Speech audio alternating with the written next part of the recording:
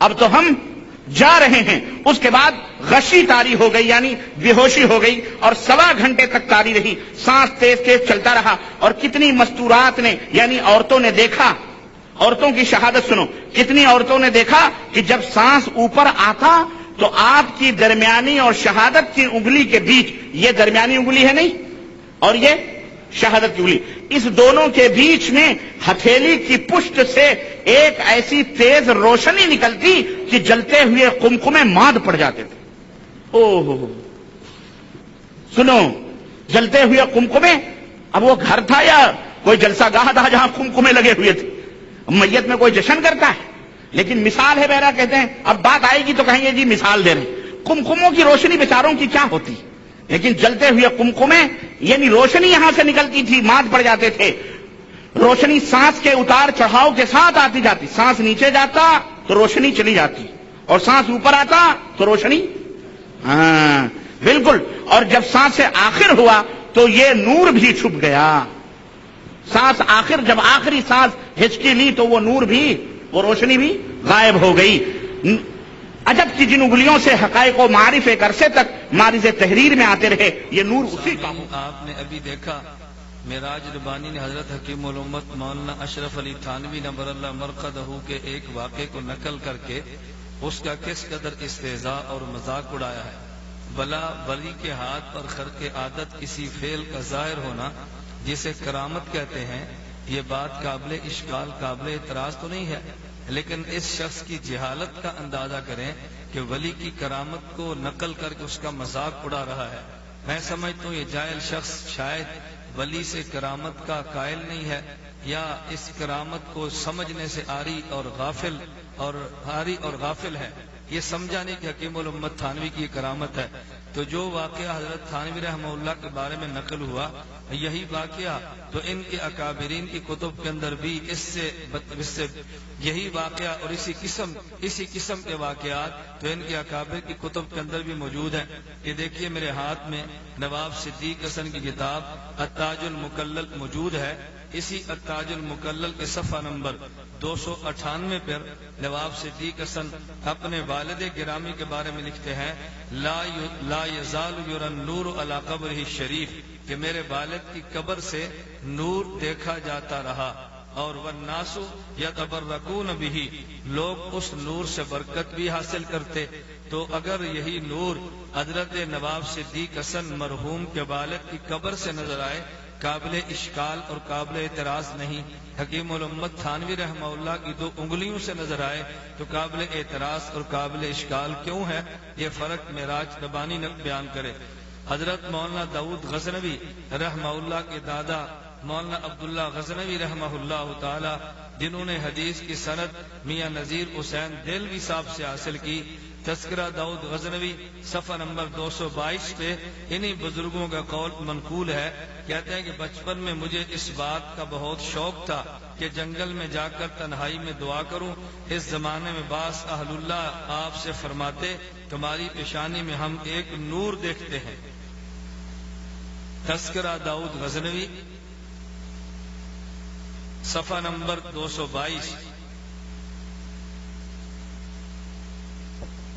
تو اگر مولانا عبداللہ غزنوی مرحوم کی پیشانی سے اکابر اہل اللہ نور دیکھیں تو یہ کوئی قابل اعتراض نہیں.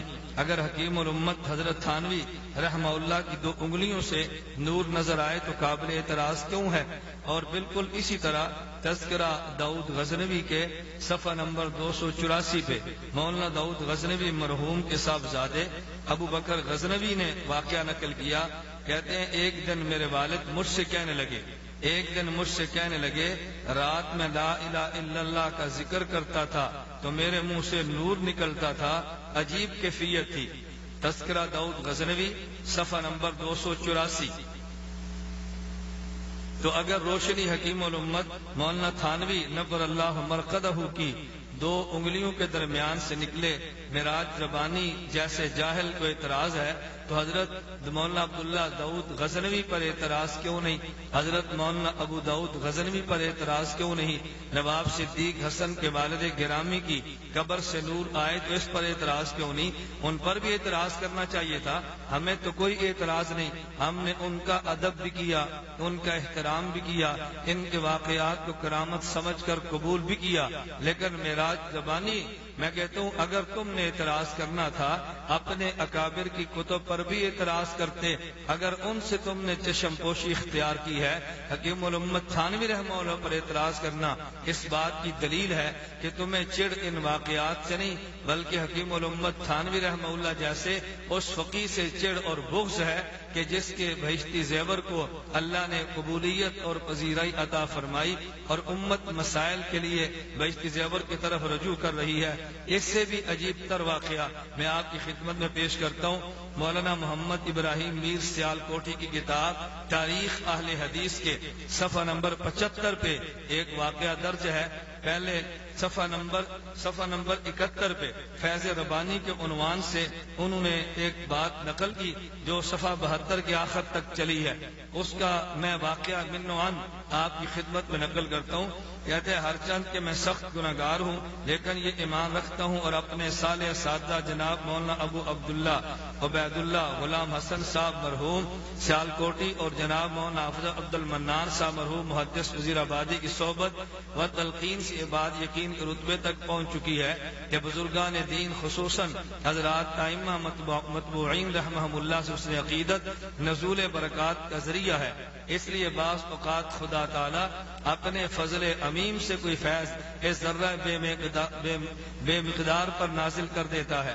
اس مقام پر اس کی صورت یوں ہے کہ جب میں نے اس مسئلہ کے لیے کتب متعلقہ الماری سے نکالی اور حضرت امام صاحب رحمہ اللہ کے متعلق تحقیقات شروع کی تو مختلف کتب کی ورق گردانی سے میرے دل پر کچھ غبار آ گیا. امام صاحب سے مراد حضرت امام اعظم ابو حنیفہ نبر اللہ مرقدہ کی ذات گرامی ہے. کہتے ہیں ان کے متعلق کچھ میرے دل پر غبار آیا جس کا اثر بیرونی طور پر یہ ہوا کہ دن دوپہر کے وقت جب سورج پوری طرح روشن تھا یکا یک میرے سامنے گھپ اندھیرا چھا گیا. گویا ظلمات بعضها فوق بعض کا نظارہ ہو گیا. مان خدا تعالیٰ نے میرے دل میں ڈالا کہ یہ حضرت امام رحمہ اللہ سے بدظنی کا نتیجہ ہے، اس سے استغفار کرو. میں نے کلمات استغفار دہرانے شروع کیے. وہ اندھیرے فوراً کافور ہو گئے اور ان کی بجائے ایسا نور چمکا کہ اس نے دوپہر کی روشنی کو مات کر دیا. تاریخ اہل حدیث صفحہ نمبر 72 پر یہ تحریر موجود ہے. کہتے ہیں ایسا نور چمکا کہ جس نے دوپہر کی روشنی کو مات کر دیا. ان کی بجائے ایسا نور چمکا کہ اس نے دوپہر کی روشنی کو مات کر دیا. اب میں معراج ربانی سے پوچھنا چاہتا ہوں اگر حکیم الامت تھانوی نبر اللہ مرقدہ کی 2 انگلیوں سے روشنی نکلے جو کمکموں کو مات کر دے تمہیں اعتراض ہوا تو جو اگر ایسا نور دن کو نکلے جو سورج کی روشنی کو مات کر دے اس پر اعتراض تم نے کیوں نہیں کیا؟ میں نے اس لیے کہا معراج ربانی یا تو جاہل ہے اور یا یہ شخص خائن اور بددیانت ہے. جاہل میں اس بنیاد پہ کہتا ہوں حکیم الامت تھانوی کا واقعہ جو محض کرامت ہے، کرامت کو نقل کر کے استہزاء کرنا، کرامت کو نقل کر کے مذاق کرنا، عالم تو کجا عام شخص بھی اس کا ارتکاب نہیں کر سکتا. میں کہہ سکتا ہوں شاید کوئی مراسی شخص یا شاید کوئی ڈوم شخص یا شاید کوئی استہزاء کرنے والا، ٹھٹھا کرنے والا ایک بازاری شخص تو جملے کہہ سکتا ہے مگر عالم کم از کم زبان سے جملہ نہیں کہہ سکتا. توحید کی دعوت، پیغمبر کی سنت کی دعوت اور اس انداز میں واقعات کو نقل کر کے استہزاء اڑانا یہ تمہیں ہی اللہ مبارک کرے، یہ تمہیں ہی زیب دیتا ہے. تو میں نے 2 باتیں کی، یا تو معراج ربانی جاہل ہے جن کرامات کو سمجھنے سے عاری اور نہ بلد ہے، اور یا یہ شخص خائن اور بددیانت ہے. اگر ایک واقعہ جو بند کے علماء کی کتاب کے اندر آ جائے نقل کر کے تردید کر دو، اور اگر اپنے اکابر کی کتاب کے اندر آ جائے اس کو شیر مادر سمجھ کر حذف ہضم کر جاؤ، یا خائن یا بددیانت ہے، اس کو چاہیے یا جہالت کی بجائے علم حاصل کرے اور کرامات پہ قرآن و سنت کا مطالعہ کرے، اور یا اگر یہ جہالت کو بجائے ان واقعات کو سمجھتا ہے تو پھر جو ان کے اکابر کی کتب میں واقعات موجود ہیں ان کی تردید بھی کر دیتا، ایک بیان اس کے خلاف بھی ریکارڈ کر دیتا۔ ہم سمجھتے کہ اگر جاہل ہے لیکن بددیانت نہیں، بلکہ جس کو حق سمجھتے سب کی تردید کرتا ہے۔ صرف علماء دیوبند کو تختہ مشق بنا کر بازاری زبان استعمال کرنا، یہ میراد زبانی جیسے جاہل، خائن، بددیانت اور دجال شخصوں کی زیب دیتا ہے۔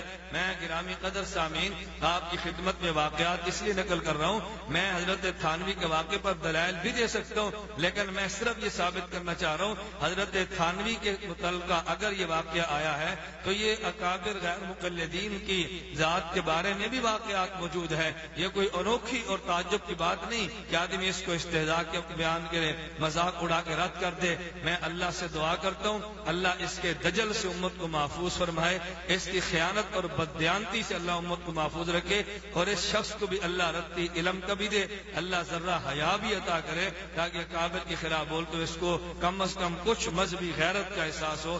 اللہ رب العزت ہمیں اکابر کا احترام کرنے کی کہتے ہیں اگر فجر کی نماز پڑھنے میں سورج نکل